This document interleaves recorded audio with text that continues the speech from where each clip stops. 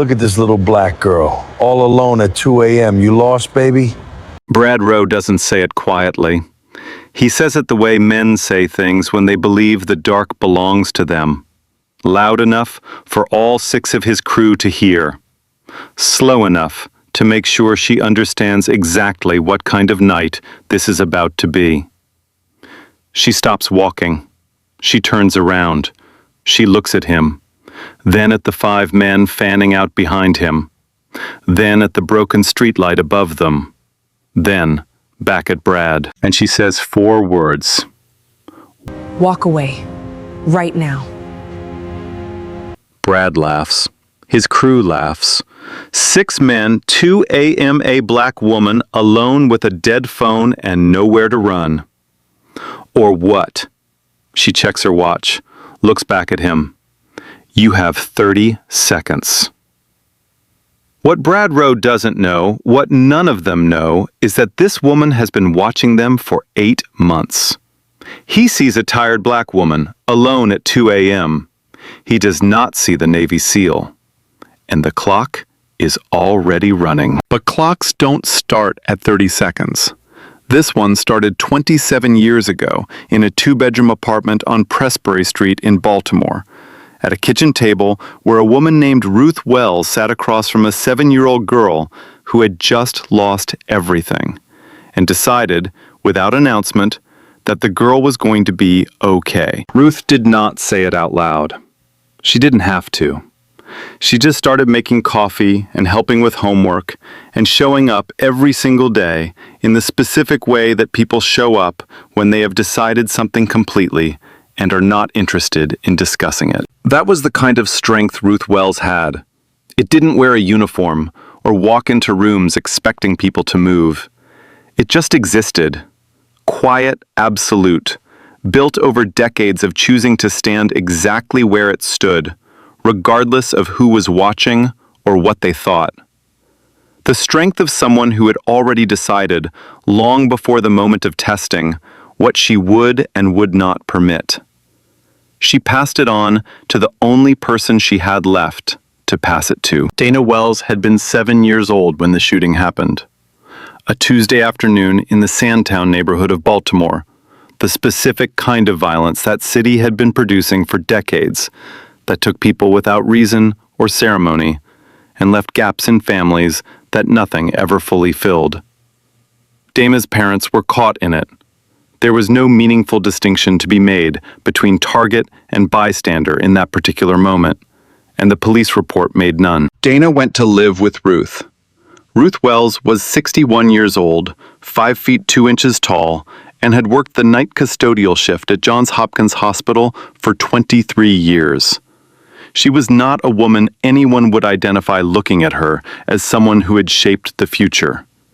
She was small and wore comfortable shoes and kept her gray hair natural, and had the particular stillness of someone who has been in hospitals long enough to understand what genuinely matters and what does not. She raised Dana in a 2-bedroom apartment on Pressbury Street with a kitchen that smelled like coffee and old wood and whatever she was cooking on the nights she came home before dawn. The apartment was not large. It was never quiet for long. But it was, in the most specific and meaningful sense, safe. Not because nothing could reach them there, but because Ruth had decided it was. And Ruth's decisions had a way of becoming facts. She taught Dana things that had no names, the way the important things rarely do. She taught her that being small did not mean being lesser. She taught her that the most powerful position in any room was the one where you had already decided what you would do before anyone else had finished deciding whether to try you. She taught her that calmness in the face of chaos was not the absence of feeling. It was the presence of preparation. And she told her on so many Tuesday evenings that Dana stopped counting them, sitting at the kitchen table with homework between them and Ruth's coffee going cold. Baby, the most dangerous thing in the world is a quiet woman who has already made up her mind. Dana had not fully understood it at 7. She had begun to understand it at 17, sitting across from a Navy recruiter who had looked at her 5'3" at the time, 132 pounds, 18 years old, and said with genuine kindness that perhaps she should consider a different path. She had enlisted the following Monday. She never told Ruth why she chose the Navy specifically. Ruth never asked.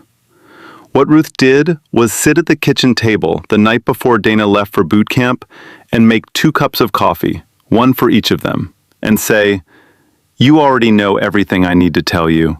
You've known it for years." She was right. Dana carried that knowledge through boot camp and BUD/S and 4 deployments and every difficult room she ever walked into. She carried it the way she carried Ruth's photograph, close, available, above her heart. She was carrying it when the call came. The Navy has procedures for this. People trained to deliver the specific category of news that arrives when someone is somewhere they cannot come back from immediately. Dana sat in a tent in a country she cannot name, in documents with her name on them, and she held the satellite phone, and she did what Ruth had taught her to do with unbearable things. She breathed in for 4 counts. She breathed out for 4. She held the grief the way you hold something you intend to carry, rather than put down, because putting it down would mean it went somewhere you could not reach. She was back on mission 48 hours later. She kept Ruth's photograph on her.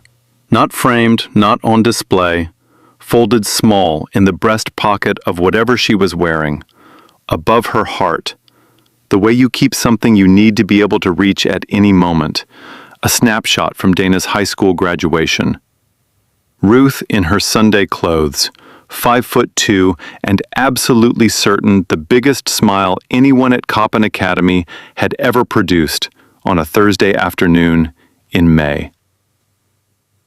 She still had it the night she was walking home through the Westport neighborhood of Baltimore after 16 hours of surveillance in a van with a dead phone and aching feet, and 6 men stepped out of an alley.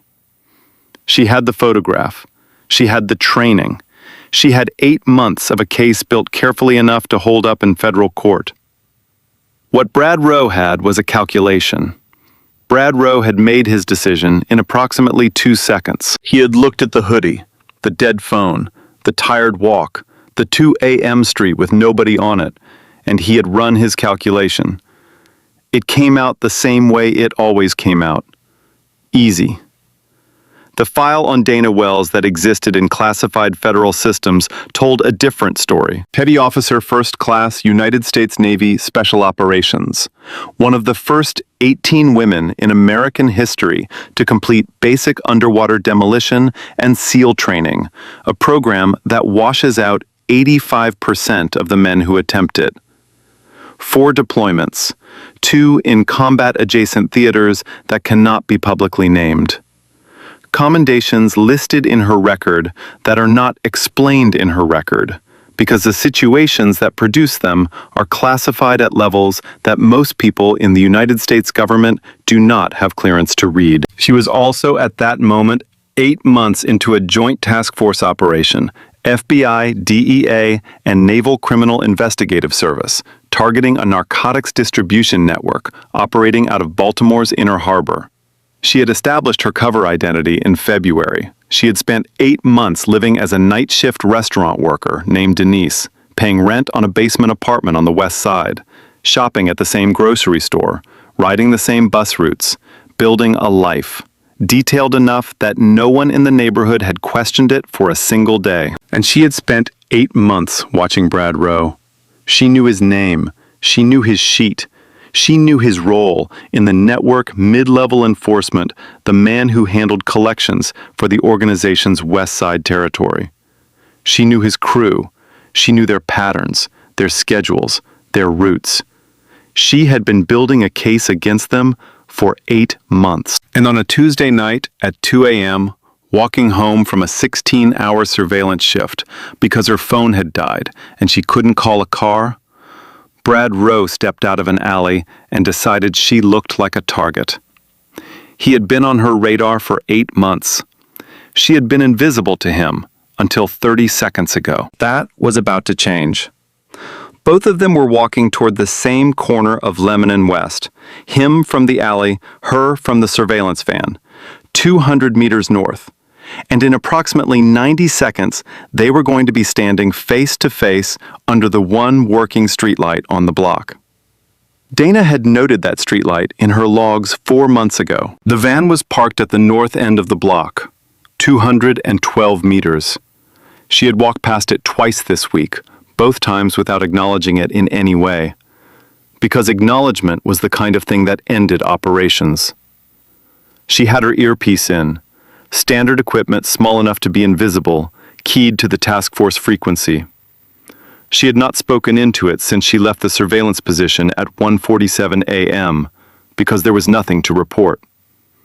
She was walking home. Then Brad Rowe stepped out. She clocked him immediately, the way she clocked everything, the constant low-level processing that 8 months of fieldwork had built into her, the way 10 years of training had built everything else. Brad Rowe, 5'11", 240, prior record including aggravated assault and distribution, walking with the specific energy of a man who had been drinking and who was looking for something to do with that energy. Behind him, 5 others. She recognized 2 from the case files. The other 3 were familiar from surveillance footage. She kept walking. She did not speed up, did not change direction. She walked at exactly the same pace she had been walking for the past 14 blocks. Because changing pace was the kind of thing that told people they had found what they were looking for. What Brad Rowe was looking for was something to bully. That was the word for it.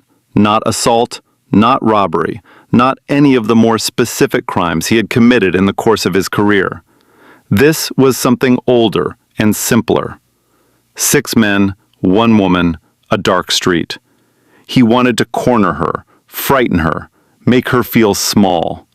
He had done it before. It was the kind of power that cost nothing and left no evidence and made the night feel like it belonged to him. He had picked exactly the wrong woman. "Look at this one," Brad said to the crew behind him, pitching his voice for effect. "All alone, tired little thing." She did not change her pace. He stepped into her path. "Hey, where you going this time of night, little black girl? All alone like that." She stopped. She looked at him. Then at the 5 men behind him, fanning out to her left and right with the casual expertise of people who had done this before. She looked at the streetlight. She looked at the camera housing on the pole above it, the one she had confirmed was active in her last sweep. She turned back to Brad. "Walk away," she said. "Right now." Brad Rowe laughed. The specific laugh of a man who has just been given an unexpected gift. Resistance from someone who has no business resisting. Or what? She looked at her watch. 2:07 a.m. She looked back at him. "You have 30 seconds to decide." He leaned in. 30 seconds for what, baby? To make a different choice than the one you're making. "I don't think you understand the situation," Brad said, and gestured with one arm at the 5 men flanking her. 6 of us, 1 of you, 2 in the morning. What exactly do you think is about to happen here? Dana was quiet for a moment. "What's about to happen," she said, "is one of 2 things. You walk away and this was nothing and you all go home. And the other thing?" She held his gaze. "You don't walk away." He laughed again, louder. He turned to his crew. "You hear this? Somebody needs to teach this little black woman about how the night works." The crew laughed with him. It was the easy laugh of men who have done this before and gotten away with it, and have therefore stopped imagining that there is any version of this situation where they don't get away with it. In the van 200 meters north, Agent Marcus Webb leaned toward his radio. He had been watching the camera feed since Dana's earpiece went quiet 4 minutes ago, and he had spent 3 of those 4 minutes waiting for the signal that never came. "Sierra 1, he said. "Sierra 1, do you copy?" Static. "She's got 6 on her," said Agent Claire Ashton, her eyes on the screen. The camera shows 6. I know what the camera shows. Webb reached for the door handle. His radio crackled. 1 click. Pause. 2 clicks. He stopped. That was the signal. Dana's signal established in the task force protocol 8 months ago, practiced until it was automatic. I have this. Stand by. Trust me. He let go of the door handle. She wants us to wait, he said. She's alone against 6 people. She's not asking for a rescue, Webb said. She's giving them a chance. Back on the street, Brad Rowe had been talking for 22 seconds. Dana knew this because she had been counting. Not anxiously, the way you count when you are afraid. Precisely, the way you count when you have decided exactly what is going to happen next and are simply tracking the interval. Think you can just walk around here like nothing matters? 25 seconds. No phone, no backup, no nothing. 28. She reached into the pocket of her hoodie. Brad's posture shifted instantly, his weight going forward, his hands coming up. She took out a device the size of a car key fob. She pressed the button. 30 seconds. Nothing happened for approximately 4 of them. Then, the van's headlights came on. Then 5 more sets of headlights came on.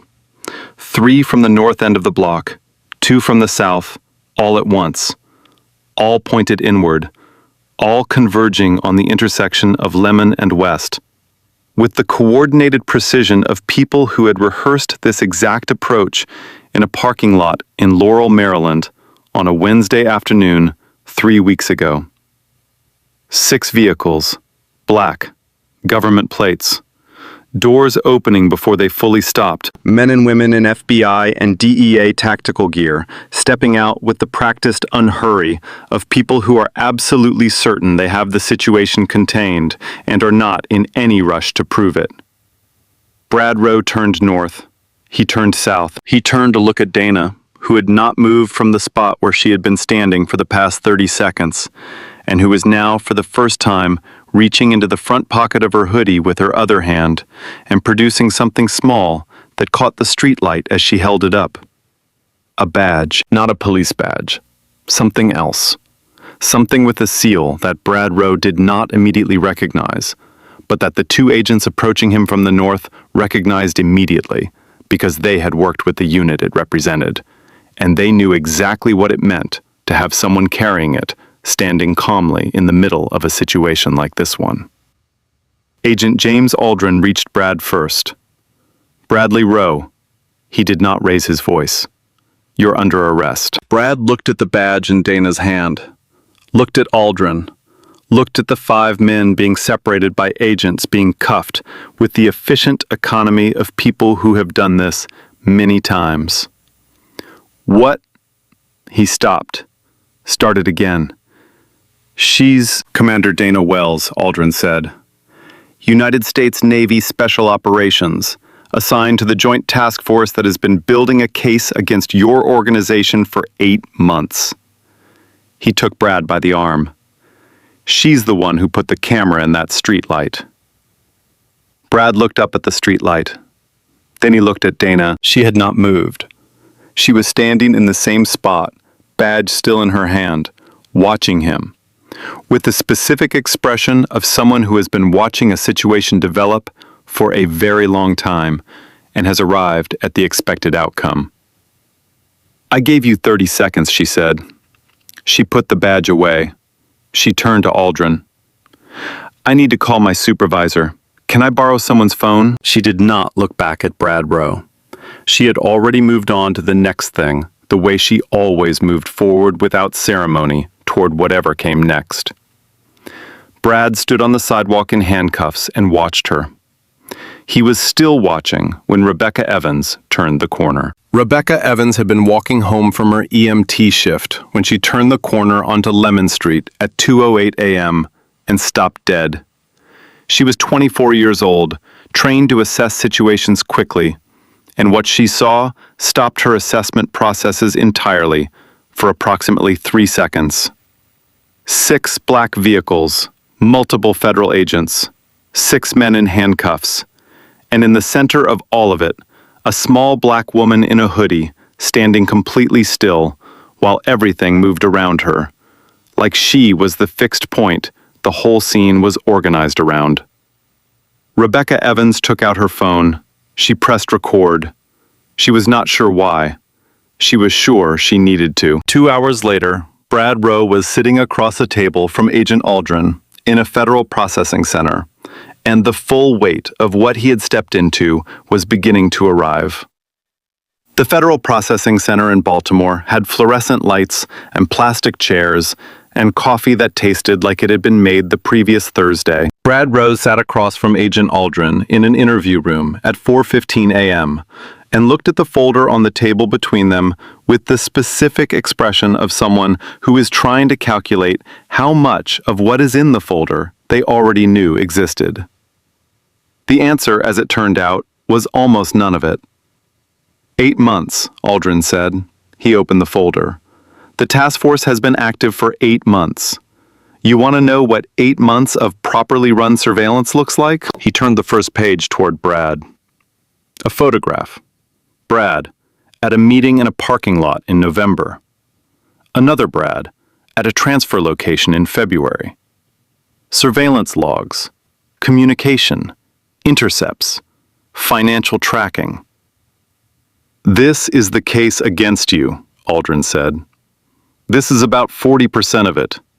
The rest is classified at a level your attorney will have access to during discovery. Brad's attorney, a harried public defender who had been called at 3 a.m., was looking at the folder with an expression that suggested she was already doing math she did not enjoy. Who built this? Brad said. Aldrin looked at him. The woman on the street, Brad said. She was. She was assigned to this task force in January, Aldrin said. She established a cover identity in this neighborhood in February. She has spent 8 months living 2 miles from where you just tried to intimidate her, building a case that is going to be very difficult for anyone named in it to walk away from. Brad was quiet for a moment. She's Navy, he said. Special Operations, Aldrin confirmed. She completed BUD/S training. That's the Navy SEAL qualification program. 85% failure rate. She finished. Another silence. What was she going to do if I hadn't stopped? Brad said. If she's what was she going to do? Aldrin looked at him with the specific expression of someone who has been asked a question that is both excellent and slightly beside the point. She was going to stand there, he said, until we came to her, which is exactly what happened. He paused. She wasn't in danger, Mr. Rowe. You were on a block with 6 surveillance cameras, a federal surveillance van 200 meters away, and a task force officer who had been tracking your movements for 8 months. The danger in that situation was entirely one-directional. He closed the folder. She gave you 30 seconds to walk away. I thought she was bluffing. I know, Aldrin stood up. That's the thing about people who are actually prepared. They don't need to bluff. The charges were enumerated the following afternoon. 14 counts across the 6 men, conspiracy, distribution, RICO violations, and in Brad Rowe's specific case, an additional charge of attempted intimidation of a federal officer. The attorneys examined the case files and made calls, and came back to their clients with the specific expression of attorneys who have examined a situation and found it to be exactly as bad as they feared. The task force had 8 months of documented evidence, communication intercepts, financial records, surveillance photographs, the testimony of a decorated special operations officer who had spent 8 months building a case that was by any legal standard airtight. Brad Rowe entered a plea on the 43rd day. He received 14 years. Tyler Upton was 22 years old and had been running errands for Brad Rowe's crew for 3 weeks when he stood on that sidewalk at 2:08 a.m. and watched 6 federal vehicles converge on a single block in under 30 seconds. He had not, until that moment, fully understood the scale of what he had stepped into. He cooperated immediately and completely. Not, he said later, from calculation, but from the specific clarity that arrives sometimes when you watch a situation unfold and understand for the first time the true distance between where you are and where you thought you were. His cooperation was extensive and detailed, and was credited in the subsequent proceedings with significantly accelerating the investigation into 3 additional connected networks. He received a suspended sentence and 5 years of probation. He did not use the probation period as a waiting room. He enrolled in a community college program in the 2nd month. He completed it. He was working in a community outreach capacity with at-risk youth when his probation concluded, and he kept working thereafter because the work had turned out to be the kind that grows on you the longer you do it. He told the story of that night to the teenagers in his program sometimes, not as a story about a famous operative or a dramatic federal operation, as a story about 30 seconds and a choice. She gave us 30 seconds, he told them. 30 seconds to make a different decision. Most people don't get that. Most situations don't come with a 30-second warning. He paused. I didn't take it. I'm telling you, so you do. While Tyler Upton was learning to say that, while Brad Rowe was sitting in a processing center, counting the years ahead of him, Dana Wells was 4 hours into the deepest sleep she'd had in 3 weeks. Her phone was charging, her badge was on the nightstand. And 9 miles away, 40 million people were watching 47 seconds of video they couldn't stop thinking about. Rebecca Evans posted the video at 3 a.m., 22 minutes after she stopped recording. She didn't add a caption. She wasn't sure what caption would have been adequate. She posted it because she had been standing on a sidewalk, watching something she did not have words for, and her instinct when that happened, honed by 2 years of EMT training and the particular education in human extremity that came with it, was to document. The video showed 47 seconds, a small black woman standing in a circle of 6 men, still as a post, saying something the audio couldn't quite capture. Then the vehicles arriving, then the agents, then the handcuffs. And at the end, the woman standing in exactly the same spot she had been in at the beginning, unmoved, reaching into her pocket for a phone someone handed her and making a call. In the comment section within the first hour, someone typed, "She didn't move the whole time. She didn't move an inch." Someone else replied, "She knew exactly what was coming. She was just waiting for it to arrive." By morning, 40 million people had watched it. By 9 a.m., Dana was awake and sitting in a conference room, and the people across the table from her had a great many questions about the 30 seconds nobody had planned for. The task force's after-action review took place in a conference room at the FBI's Baltimore field office at 9 a.m., 7 hours after the operation concluded. Dana had slept for 4 of those hours on a cot in a back room, which was 4 more hours than she had slept 2 nights running, and she arrived at the conference room with coffee she was going to need and the specific alertness of someone whose body has accepted that rest is over. Agent Webb was already there. So was NCIS agent Patricia Holloway, who ran the Navy side of the task force. So was Assistant United States Attorney Gerald Brooks, who would be leading the prosecution and who had spent the early morning reading the case file with the expression of someone who has been given a present that exceeds expectations. "The video," Webb said when Dana sat down. "I know about the video. 40 million views. I know." She drank her coffee. "I didn't put it there." "Nobody said you did." Webb looked at her for a moment. "I was in the van. I watched the feed." "I know you were." "You too clicked me." He said it without accusation, just as a statement of fact that contained underneath it a question. "I did." "Why?" Dana set down the coffee cup. "Because I had 30 seconds and I used them. Because I have spent 8 months watching those 6 people make choices that were going to cost them a long time. And 30 seconds was 30 seconds. She looked at him. If it had gone wrong, you were 200 meters away. I was fine. I know you were fine, he paused. I'm not questioning the decision. I'm asking why you made it. Commander Wells, said Holloway in the tone she used when she was about to say something that was partly official and partly not. I have been asked by several people above my pay grade to express their significant appreciation for the quality of the work you've done on this operation over the past 8 months.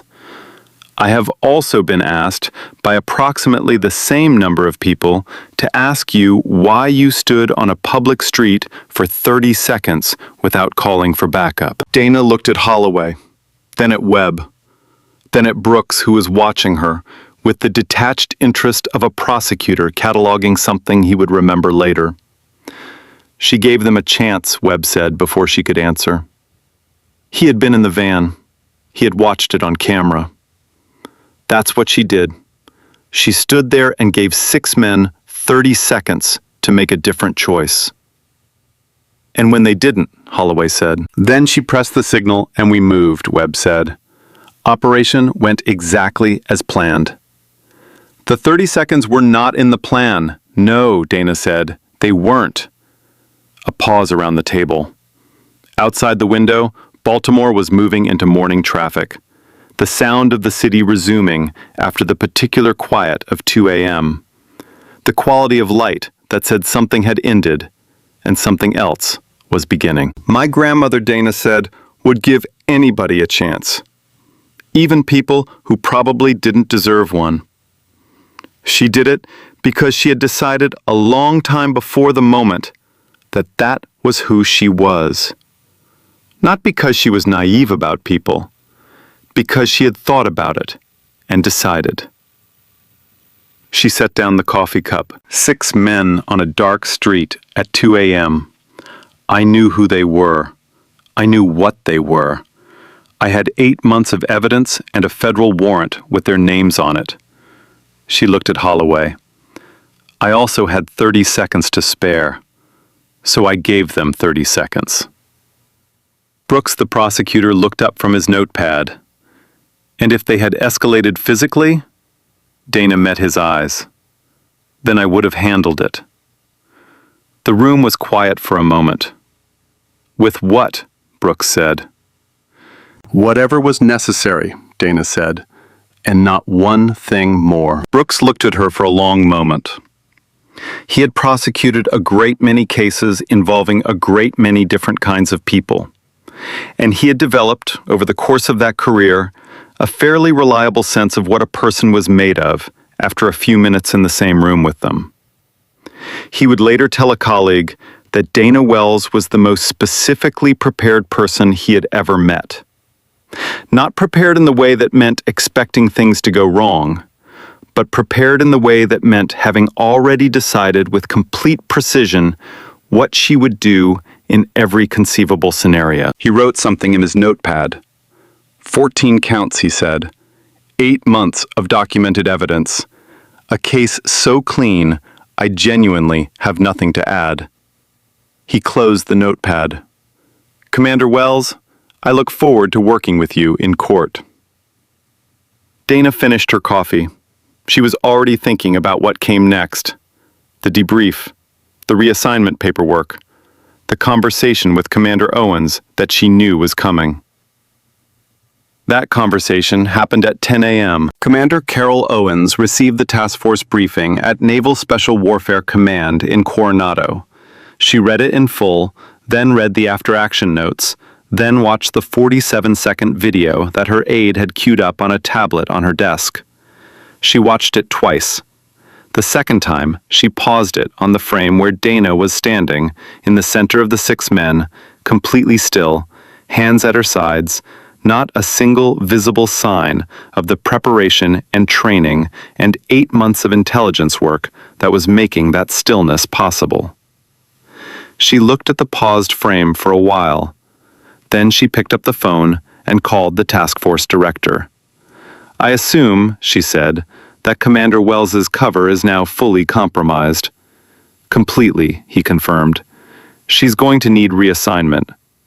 "She's going to need a commendation first," Owen said. "Get me the paperwork." The commendation was filed. The reassignment followed.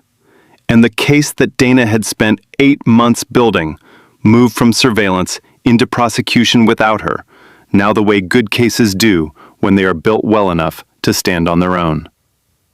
The case of United States versus Roe et al. Began in federal court on a Tuesday in November and concluded for most of the defendants within 3 weeks. Brooks had described the case file as clean. This was not modesty. 8 months of proper surveillance, established by a task force officer operating undercover with the discipline and precision of someone who had trained for exactly that kind of sustained, patient, detailed work, had produced a record of criminal activity so thoroughly documented that the defense's primary strategy was to challenge the admissibility of evidence that was, in fact, entirely admissible. The challenges failed. The jury deliberated for 6 hours and returned on a Thursday afternoon with verdicts that matched the charges almost exactly. Brad Roe, 14 years.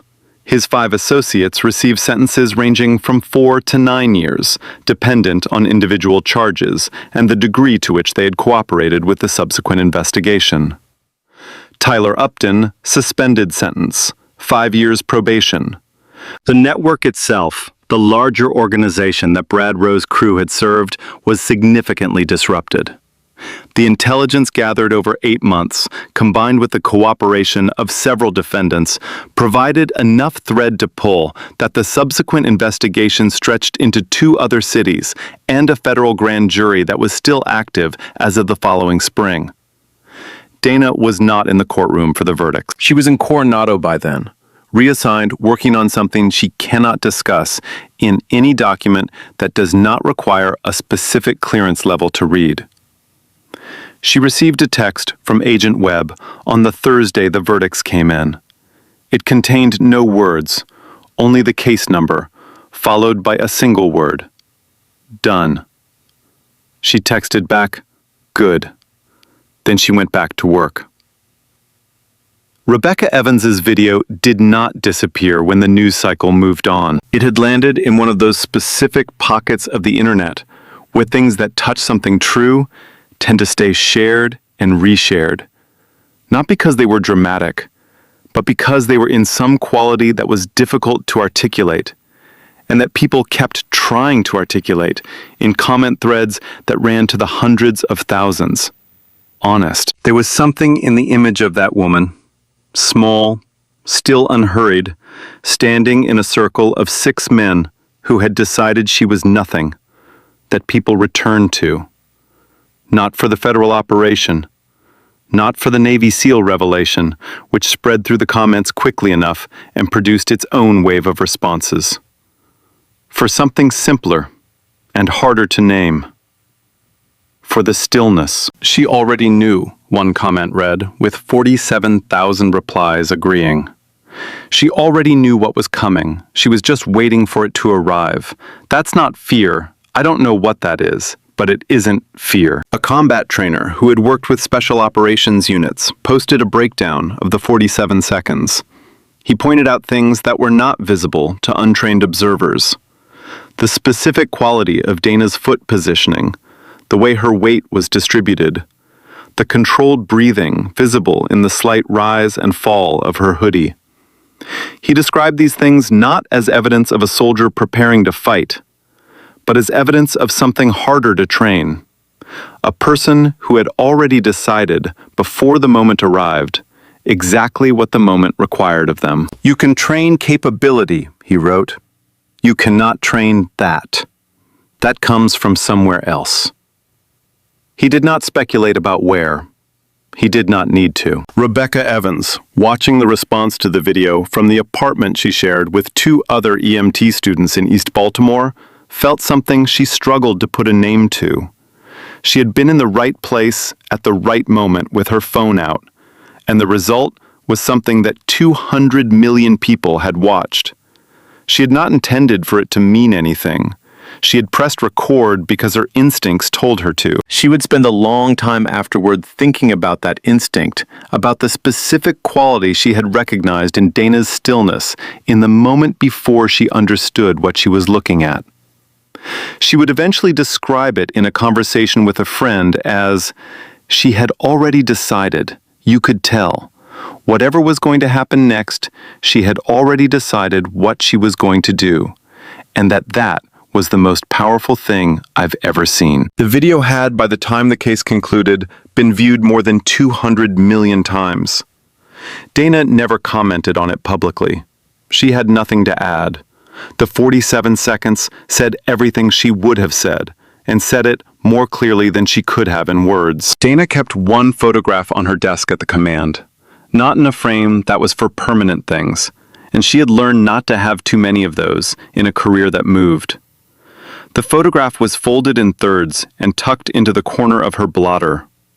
Ruth Wells, at Dana's high school graduation, 5'2" and absolutely certain, wearing her Sunday clothes and the biggest smile Coppin Academy had ever produced. On difficult days, the kind that every long operation produces, the kind that come from sustained isolation, and the specific weight of being for months at a time a person who does not fully exist, Dana would take the photograph out and look at it for a moment. Not for comfort exactly, for calibration.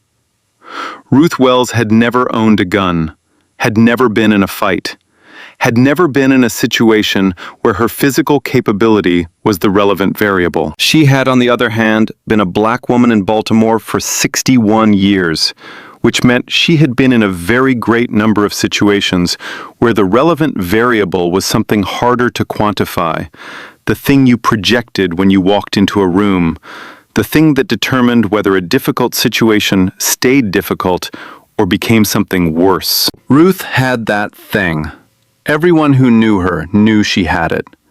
Neighbors who had lived on Pressbury Street for decades could tell you that Ruth Wells was the woman you called when something needed handling. Not because she had resources or influence or anything that the external world would have recognized as power, but because she had the specific kind of certainty that made people who were thinking about doing the wrong thing recalculate before they did it. She had never explained how she did it. Dana had never asked because it had not seemed like a thing you asked. It seemed like a thing you watched over years until you understood it, the way you understood things that cannot be taught directly. What Dana had understood eventually was this: Ruth had made a decision. Not about any specific situation, a general decision made at some point in her life that Dana could not identify about who Ruth was going to be when the situation asked. The decision was not complicated. It was simply, this is what I permit. This is what I do not permit. And having made that decision clearly and completely and without reservation, Ruth never had to make it again in the moment.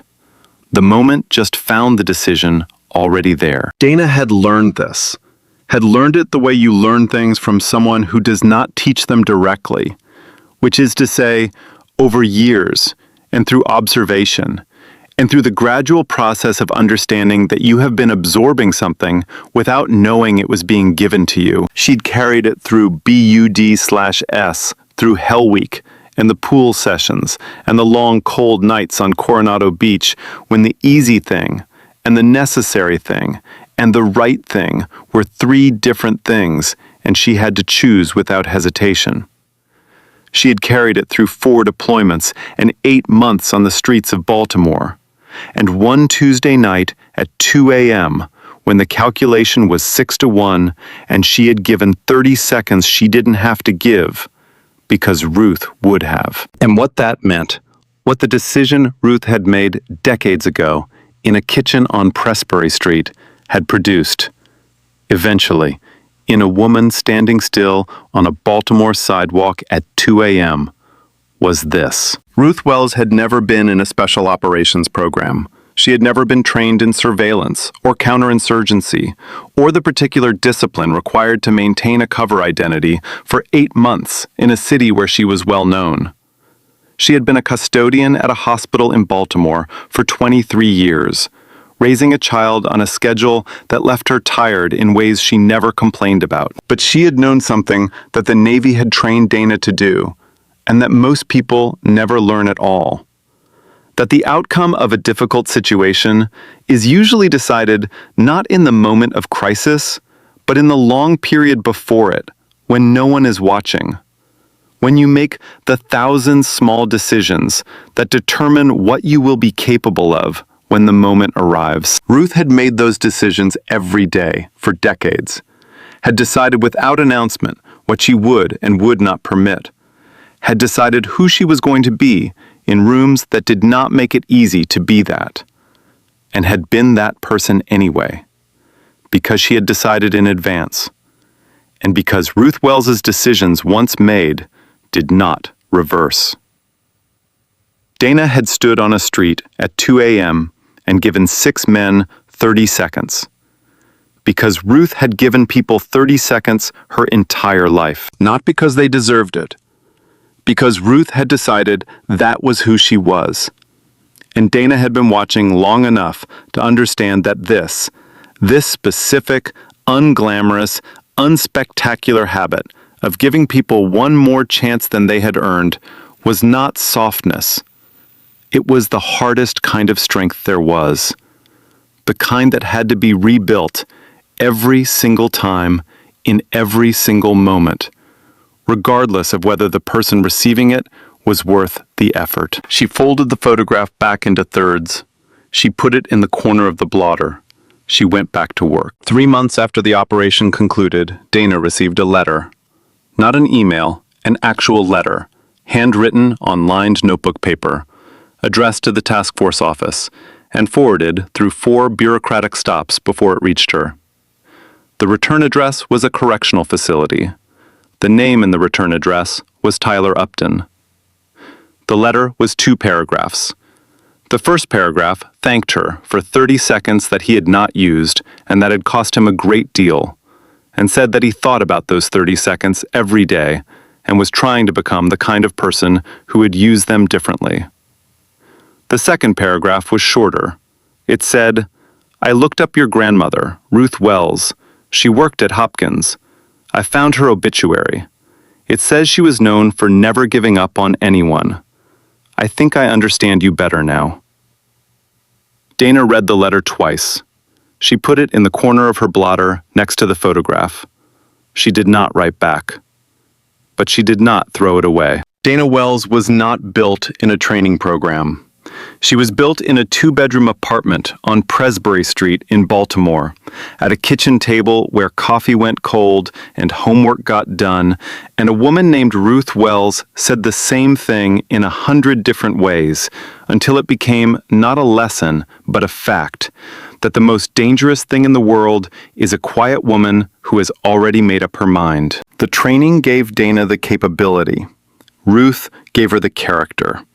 And character, in the end, is the thing that determines what you do with capability, whether you use it to take or to protect, whether you lead with force or with patience, whether you give people 30 seconds they probably haven't earned, because that is who you have decided to be. Brad Rowe looked at Dana Wells at 2 a.m. and saw everything he thought he needed to see. He ran the calculation. 6-1, dark street, dead phone, no witnesses, and arrived at an answer that was completely, catastrophically wrong. Not because the calculation was poorly done, because the data was incomplete, because he had looked at what was visible and drawn conclusions about what was not. He had never asked what was not visible. That is always the mistake. With people, with situations, with anything that appears simple, at 2 a.m. on a dark street, when you have already decided what you're looking at. The visible part, the size, the clothes, the tired walk. The dead phone told him one story. The invisible part. 8 months, 40 million training repetitions, the photograph folded in thirds, the grandmother who never gave up on anyone, told a completely different one. He had only ever looked at the first part. 200 million people watched the 47 seconds and understood in the particular wordless way that true things communicate themselves, that the stillness in the center of that circle was not the absence of something, it was the presence of everything. Preparation, training, discipline, and underneath all of it, the decision made long before that street and that night and those 30 seconds.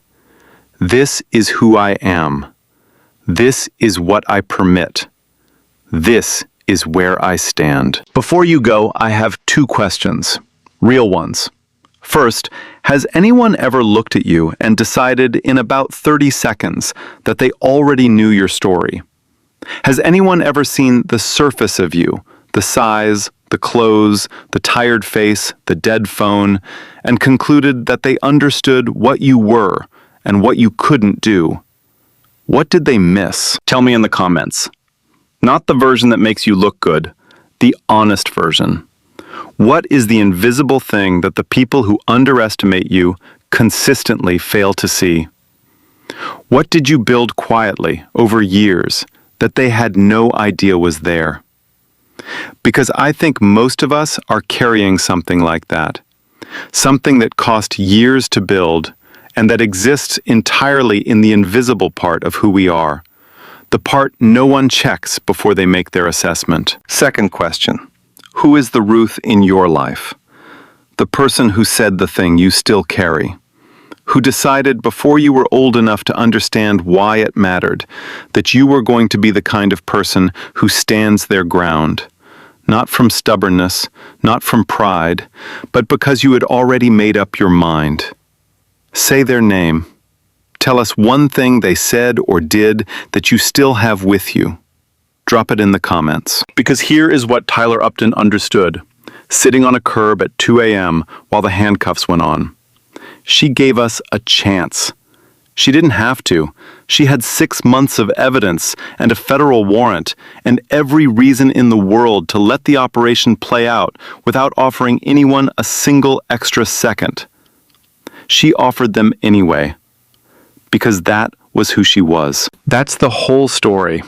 Not the badge, not the training, not the 40 million views. The 30 seconds she gave 6 people who had already decided she was nothing. That came from Ruth. And Ruth came from a kitchen table on Pressbury Street, and coffee gone cold, and a thing said so many times it stopped being a lesson and became a fact. Be that person. Be the one who has already decided. Like this, if you believe that the most powerful thing about a person is usually the thing you can't see. Subscribe for more stories like this about the people the world underestimates and the moment the world finds out why that was a mistake.